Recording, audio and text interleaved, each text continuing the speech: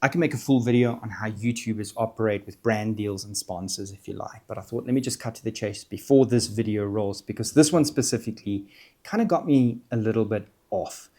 Us as a YouTuber specifically, we take an editing fee per project just to edit the video. So all testing, pre-planning, scripting, physically filming with the product in the studio, going out and actually using the product and filming those behind the scenes, the actual product, what they do, physically testing it in the field on actual paid jobs from our clients, and then going and filming this talking head with the script, editing the video. Just the editing takes a full day, by the way. All of that, which takes multiple days, we charge the brand usually around $200 to $500, depending on the level of editing that we know is going to go into that specific product based on what it is, just so that we can keep this channel alive and keep it going. This is why YouTubers take sponsors from brands. Some brands sponsor $200 a video, $500, $1,000 a video, based on your YouTuber creator's reach. And those sponsors also allow the channel to be keeping alive so that we can create videos like this. And most people don't want to do product reviews. The problem is with product reviews, it takes a lot of testing. To give an honest review, it takes a lot of testing so that we can give you that. Now, most brands, YouTubers give honest opinions and they say, I don't like this, I don't like this. Panasonic GH5 had the worst autofocus in the world, possibly for any camera, yet it was one of the biggest YouTubers' cameras ever used. I think almost every single person that has gone into YouTube and creating content for brands has used the GH5. And the autofocus is terrible.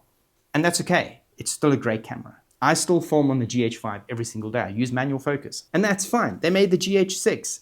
Bad autofocus, streaking, amazing camera. I'm sure Lumix sold hundreds and hundreds and hundreds of thousands of the GH6, and it's still a great camera. I still use it today. But when this brand had reached out to us and we kind of went through the paces of the deal, we got the product. I had seen the brand post another YouTuber's video, like literally like a day after he posted it. They downloaded, posted it on their own channel. Bit of a weird one to do that, because I mean, you're kind of like splitting the audience. Just let the YouTuber get it. I mean, that's how you gain honest feedback, right? Weird. Anyway, we then tested the product and found a couple of gray areas, especially with the presets. Reached out to the brand. They eventually came back to us and said, oh no, they sent us the manual on Google Drive, which I think is different to the manual that's in the box, yet on the preset says basically exactly the same thing. So we tried all of that, and the presets only save really your focus, your zoom, your pan, and your tilt. It doesn't save the camera settings, which is specifically the question that I was asking, because it makes no sense. Anyway, after a lot of testing, and going back and reading the full manual to figure out that I'm not doing something wrong, and weeks of testing this product, we eventually came to the conclusion that that is the product. Looking at a couple of YouTube videos online, I started seeing a similar effect here and there maybe, so it wasn't an odd unit. Created the review. Now, usually once that happens, we just post it. But because of the gray area, and I kind of picked something up that was a little bit odd, we reached out to the brand and said, hey, can you just, settle a bill? And they said they want to see the video first. Now, YouTubers, we don't send the video out to anyone first. And I thought, well, let's see what happens if we do. Never done that before. Never sent anyone a video. I'd usually just post it in the brand but I was just, something was telling me odd. Michelle even said to me, odd. Cool. Sent the brand the video and listed on YouTube. And they replied saying that they were not happy with the video, and that I had the autofocus in a bad section because the autofocus isn't that great in the camera. I mean, that's how it is. If the autofocus is bad, the autofocus is bad. GH5 hasn't got good autofocus. Use manual focus. The product still had a pretty good review based on the price that it was, with all the topics that I've highlighted. I gave you, like my normal videos. Anyway, but I'm still going to show you the video. But I want to give you some context as opposed to why YouTubers. I see this comment all the time. Someone posts a review and they go, obviously he's going to say something nice because he wants more of that product. No one's going to do that in their right mind. Why would I give a good review on a product that's bad so I can get more bad product? Come on, guys.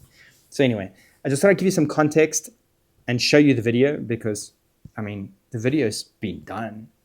So you may as well see it. This is the video. Now, when it comes to live streaming and live events, a PTZ camera is the go-to for most creators or event companies, especially solo creators. And today we're going to answer the question is an affordable PTZ camera, something that is in that $400 to $600 mark, worth it? Now I'm going to give you the good, the bad, and the not so pretty.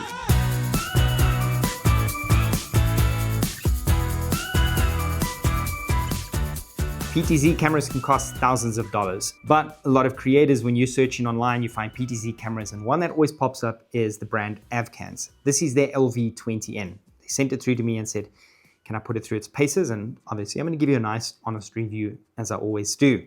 So I'm going to give you the good, the bad, the not so pretty, and tell you everything about this camera and show you everything that you need to know before you make your purchase. In the box. Now it does come in a simple box. It comes with the camera itself, with the lens cover. It comes with a wall bracket or ceiling bracket, as well as a remote, which is kind of what I would go to. It comes with a power cable as well as another cable. The good. Okay, great. Now that we got that out the way, let me kind of take you through the camera, because there's a lot. There is a lot to get through over here. 20 times optical zoom. And I'm going to show you what that is. It does do digital zoom, which is 16 times, but to be honest, if you've got an HD camera, do not even waste your time with digital zoom unless it's 4K. So 20 times optical zoom, 1920 by 1080, full HD, frame rates from 25 all the way up to 29.97, 59.97, 60p. It's got everything. It's got a rotation, which is ridiculous, nearly a full 360 degrees, so you can mount this anywhere. Now to show you what this is seeing right now, this is it over here. I have to do it and record it through this OC Go stream because there's no memory card in it. Now PTZ cameras don't just have memory cards. So, and that gets me to the back. There's a ton of ports in the back of this really affordable device. It's got USB 3.0, so you can connect this up to a computer, use it as a webcam, HDMI in, SDI in, line in. Now you could connect like a wireless mic like this to it, but your line in is going to be a little bit softer, so you'd have to boost it. Not ideal, line in is a little bit different, but it can be used. There's a network Ethernet port for the web interface and control over NDI, 2 different RS inputs, and if you do use RS inputs, you know what those are about. Underneath, it does have a quarter screw, so you can connect this to a tripod or a light stand, and it does have 4 spongy little feet, which allows you to put it on desk like it has been put on now. Pretty cool. It does have a tally light, which I can see now. The tally light is green. Now the tally lights only work if you're running OBS or vMix and it's connected via NDI. Essentially what happens is if it is in preview mode, it's green, and once it goes through to program or live, it's red. If it's connected right now over here, no matter what I do, it's not really helping. It's not going to do anything. So no, it won't work on a normal mixer. Finally, my favorite part, and that's the remote. Now this remote, I've used it at 25 meters, 30 meters, like 75 feet. Still works. Don't know how long it goes, but it works perfectly well. And it's great. Now the remote is pretty simple. You've got a home button, power button, 4 camera buttons over here, which allows you to switch camera 1, 2, 3, 4 if you've got multiple Avkans devices. It's got 4 function buttons, which I'll get to in the bad. It's got an autofocus, manual focus, pattern, which I haven't figured out as yet, a trigger focus, which allows you to trigger the focus, iris reset, BLC. It's got a focus rocker, which allows me to pull focus over here, as you can see, and push focus. Let's just get that back. An iris button, which I will get to in the bad. A zoom button, which is absolutely crazy. Like I've preset a zoom. You just hold this in and you can zoom. But I've preset, check this out. This is 20 times zoom if you want to know. I will take this outside and show you. But hold on a second. Check at that. That is crazy. So I'll take it outside just now and show you how far 20 times actually is. You have a menu button, a back button for the menu, and I'll get to the menu in a bit. You have your navigation buttons, which actually turns PTZ, pan, tilt, and obviously your zoom. And then you've got a data button. Now the data button is pretty cool. So let's zoom in over here on the actual screen. You'll see at the top right, 1x, 2x. If I hit data, it takes all the data off the screen, so you don't see that anymore. Pretty cool. Then you've got a call set and clear button with the numbers 1 through to 0. Now what that does is allows you to preset different spots. So 1, obviously you saw 2, which is my eye, and I just set up 3, which is the mic on my chest. So, but I was way too close for the focus apparently. So there we go. Now setting this is pretty easy. Once you've moved to position over here, 1, you can just hold it in. I'm going to hold in 4 and set this as 4 as well. You'll see it says presetting. Hold it long enough, it says save. If you don't hold it long enough, it says fail. Status light blinks. So now I can switch camera 1. I can go 2. I can hit 4 while it's busy going, and it will run out just in case you've hit the wrong button. And there we go. These buttons 1 through to 0, I've only used 5 on a job. I think 5 positions is more than you'd ever need, but it does save the pan, tilt, and zoom. And what it actually saves as well is your focus. So if I set the focus, it locks that focus and remembers the focus. And I'm going to get to that in a bit because there's something here that I don't like about that too. The menu. Now let me take you through the menu. You've got image, exposure, white balance, camera, PTZ, system, device info. In image, you've got your sharpness, brightness, contrast, gamma, and these do change it quite considerably actually. You've got 2D noise reduction, 3D noise reduction if you're pushing that gain up a lot. DRC, which is dynamic range control, which definitely helps a bit, but I do find I get best results keeping it at like 1 or 2. Mirror and flip. This is essentially useful if you are using the mount that it comes with to mount it on a ceiling or wherever it may be. Moving over to exposure, you've got manual exposure, which I'm using right now. You can switch to shutter priority, iris priority, bright, auto, or back to manual. Now, to give you an idea on the gain, I'm going to boost the gain up. As you can see, let's just give you kind of a bit of a high ISO test, essentially what your gain kind of is. We're going to put this on 10, and then I'm going to take this up to, there we go, 11. There we go. It's kind of give you how much noise you're going to get as opposed to before.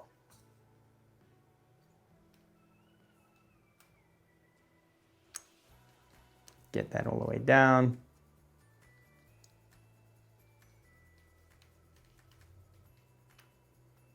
Right on.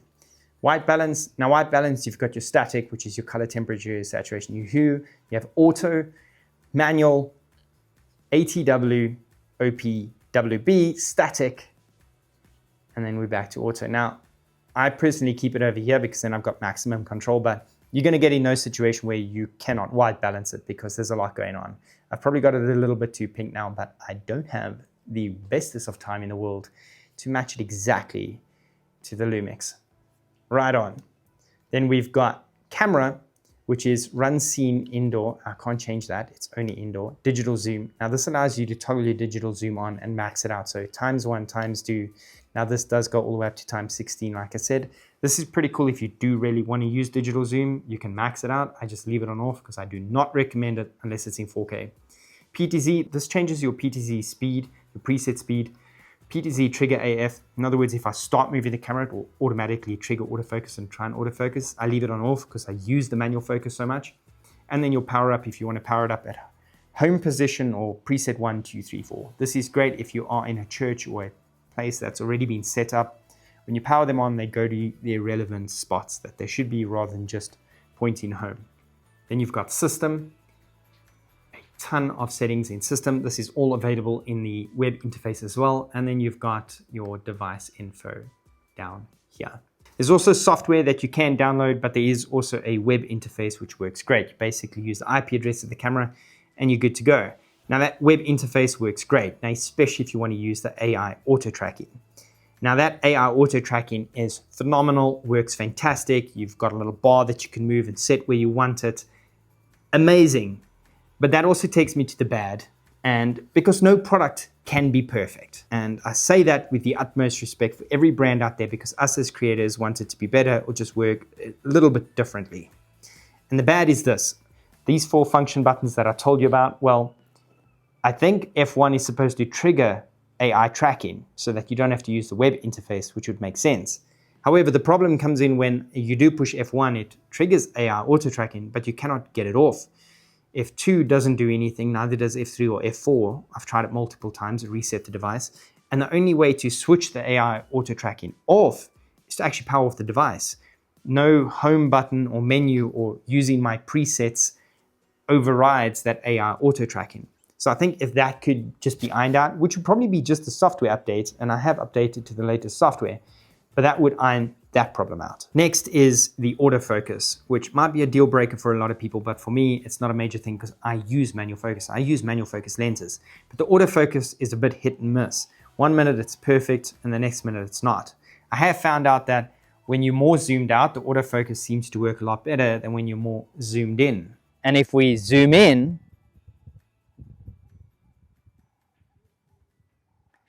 this is at full 20 times zoom. a lot closer than 300mm full frame. And if you hit trigger focus, it always doesn't trigger focus perfectly every time. So it's a bit of a hit and miss, but if you manual focus, it's okay. If I kind of rule of thirds it, it's working. Now it's not. Put Michelle in the middle and 5 times zoom. Now she's not in focus. Go down to her shirt, still focus on the background. I hit trigger focus. Oh, there we go. Before I hit trigger focus, it grabbed. Go up to her face. She's in focus. Zoom out just a bit. She's still good. Zoom out 3 times. We still got focus. It's pulsing to the background a bit. Actually, let's get Michelle to walk away. Walk backwards for me. Keep going. I'm just using the navigation buttons here to get focus on her. As you can see now, it's on the background. There, it's grabbed her now. Even though she turned around, it's still on her. There, we've got focus on her. As soon as you punched in full 20 times zoom, 18 times zoom, the autofocus is a little bit more hit and miss, which isn't ideal. But if you are using preset positions like you would at most events, I would rather rely on manual focus anyway. Just camera set to position number 1, directed at a podium, nail my focus. Position number 2, position number 3, a wide shot, you set your focus. You never ever have to worry about that autofocus just kind of jumping in and out. So it's not a major thing, but I do think that it would be pretty cool is if you could autofocus to a point and just hit manual and you override it in manual and save that preset from manual, and then you're good to go over there so you don't have that pulsing. But the autofocus is a little bit hit and miss for me, and it's probably also just another software update. Then you have the iris button over here that I said I'll get back to. Now the iris button would essentially change your aperture, and it registers this on the status light. You can see it's registering here too, but nothing's happening. Even if I'm in aperture priority, I still can't change it. Now I don't know if that's just my unit or this remote is actually meant to change it on something else. It would be pretty cool because you could actually adjust your exposure by using the iris, which would make a lot of sense rather than having to go in the menu every single time. And last but not least is these numbers 1 to 0. They work fantastic. Saving the pan, tilt, and the zoom as well as the focus is magic. That is amazing. However, there's one thing that it doesn't save, and that is if I am in manual settings on my camera and my shutter is 100 right now, f1.6, and the gain is on 2, and I move the camera to the crowd over there, or someone standing on a podium over there, and I change the camera settings and I save that preset, the camera doesn't remember the camera settings on the preset. It's kind of like you need to use it in auto or just hope that all your exposures are the same if you are using manual. That is the bad. I think a lot of us are expecting $5,000 results from a $500-600 PTZ camera, which isn't really fair. Now for the not so pretty. I had the Nikon 70-200 2.8 lens. I spent a lot of money on that lens, and it's a great lens. And it's tack sharp from 70 all the way to 190. The problem is at 200mm wide open at 2.8, it's not as sharp as at 190, which is okay. I mean, there's a long range in that lens, and this is the case here. Bearing in mind, we got 20 times zoom. Just to give you an idea how far 20 times zoom is before I knock the lens, check this out. So this is 40mm on a Lumix GH6. So this is technically 80mm full frame. And if we zoom in at 150mm on the Lumix GH6, which is 300mm full frame, this is what you get. So if we do this test again, and what we do is we use the presets, this is zoomed out on the Avkans. And if Michelle hits number 1, which is the shot to me, I'll see it will zoom in and it will get the focus that we manually set. So it saves the focus and the zoom position. So I think that gives you an idea. This beats 300mm full frame by miles. So it's no surprise that when you're maxing it out at 18 to 20 times, you get a lot of fringing on the edge of the lens. But to be fair, I don't think you're going to be using this lens really past 12, 14 times. I personally think that if you get a 12 to 14 times PTZ camera, that's fantastic. However, having the 20 times there in the bag as kind of the last minute go-to resort is fantastic. It's much like a camera that can go to ISO 6400 or ISO 12800. Just because it's there doesn't mean you should use it. So I do appreciate the fact that Avkans still gives you the 20 times, even though there's a bit of fringing at that 20 times, but that's okay because at 12 times, 14 times, it's still sharp. and you do still get that background blur considering this lens does go down to f1.6. The verdict. So should you buy the Avkans if you're looking at a PTZ camera? Well, the real question here is, what is your budget? If you've got a $4,000 budget for a PTZ camera, you probably shouldn't be looking at this anyway. But if you need a budget PTZ camera, this is fantastic if you're willing to work with it in the limitations that it offers. No $500 PTZ camera is going to be perfect. To be completely fair, that camera right now probably costs well over $3,000, $4,000 just with the lens and the camera body. And here we're looking at something that's only around $500. And honestly, the picture quality really isn't that bad. I think what's crazier and the takeaway is that for the price that Avkans is offering this, and there are some specials on it, and that's why I'm kind of gauging that price around $500 to $600, there's a lot that they offer in this camera. All the ports, 20x zoom, full HD, a remote, web interface. That's a lot of camera for $500. I think Avkans has definitely hit a spot with affordable PTZ cameras, and they've taken a large chunk of the market. So I will be reviewing a ton more super cool gear from anamorphic lenses. As you know, if you've followed this channel for a while, definitely hit that subscribe button, smash the like button, because there's a lot more coming to the channel, including some more PTZ cameras, some super cool mixes, stuff that I think you're going to love. I will drop a link in the description where you can head over and check out the Avkans PTZ cameras. Wherever you are in the world, have a good day, good evening, good night. Goodbye.